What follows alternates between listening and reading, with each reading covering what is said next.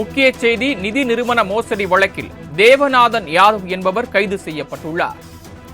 தேவநாதன் யாதவ் மக்களவை தேர்தலில் பாஜக கூட்டணியில் சிவகங்கை தொகுதியில் போட்டியிட்டவர். முக்கிய செய்தி நிதி நிறுவன மோசடி வழக்கில் தேவநாதன் யாதவ் கைது செய்யப்பட்டுள்ளார். தேவநாதன் யாதவ் மக்களவை தேர்தலில் பாஜக கூட்டணியில் சிவகங்கை தொகுதியில் போட்டியிட்டவர் என்பது குறிப்பிடத்தக்கது.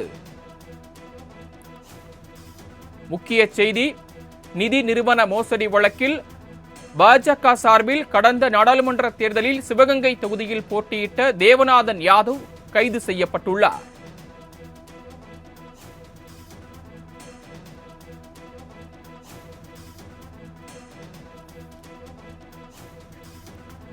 நிதி நிறுவன மோசடி வழக்கில் தேவநாதன் யாதவ் கைது செய்யப்பட்டுள்ளார். சிவகங்கை தொகுதியில் கடந்த மக்களவை தேர்தலில் பாஜக கூட்டணியில் போட்டியிட்ட தேவநாதன் யாதவ் நிதி மோசடி வழக்கில் கைது செய்யப்பட்டுள்ளார்.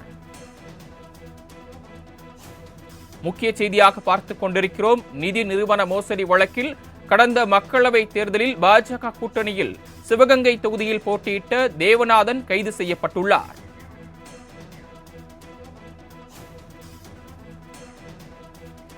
இதுகுறித்த கூடுதல் விவரங்களை வழங்குவதற்காக செய்தியாளர் ராகவேந்தர் இணைப்பில் காத்திருக்கிறார். ராகவேந்தர், நிதி நிறுவன மோசடி வழக்கில் கைது செய்யப்பட்டிருக்கிறார் தேவநாதன். இது குறித்த முழுமையான விவரங்கள்.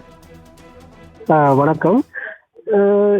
சென்னையில், அதாவது சென்னை மயிலாப்பூர் தெற்கு மாட வீதியில் 1872ஆம் ஆண்டு இந்த மயிலாப்பூர் இந்து சாஸ்வத நிதி லிமிடெட் என்ற பெயரில் நிதி நிறுவனம் தொடங்கப்பட்டது. இந்த நிதி நிறுவனத்தில் தற்போது 5000க்கும் மேற்பட்ட நிரந்தர வைப்பு தொகை உறுப்பினராக இருக்கின்றனர். இதில் பெரும்பாலும் மத்திய மற்றும் மாநில அரசு ஊழியர்கள் மற்றும் முதியவர்கள் தங்களது ஓய்வூதிய பணத்தை அதிக அளவில் முதலீடு செய்திருக்கின்றனர். இந்த நிறுவனம் முதலீடு செய்யும் பணத்திற்கு 10 முதல் 11% வரை வட்டி அளிப்பதாக அறிவிக்கப்பட்டது.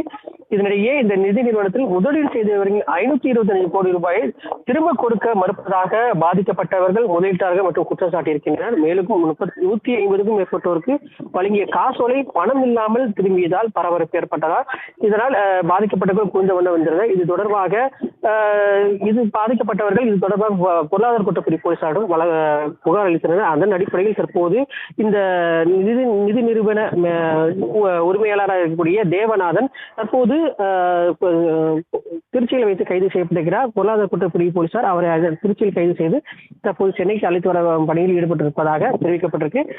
அவரிடம் விசாரணையானது நடைபெற இருப்பதாகவும் தெரிவிக்கப்பட்டிருக்கு. கிட்டத்தட்ட 525 கோடி ரூபாய் அளவுக்கு இந்த மோசடி செய்யப்பட்டிருப்பதால் இவர் மீது வழக்கு பதிவு செய்து தற்போது அதுக்கு அடுத்த கட்ட நடவடிக்கை ஈடுபட இருப்பதாக போலீசார் தரப்பில் தெரிவிக்கப்பட்டிருக்கு.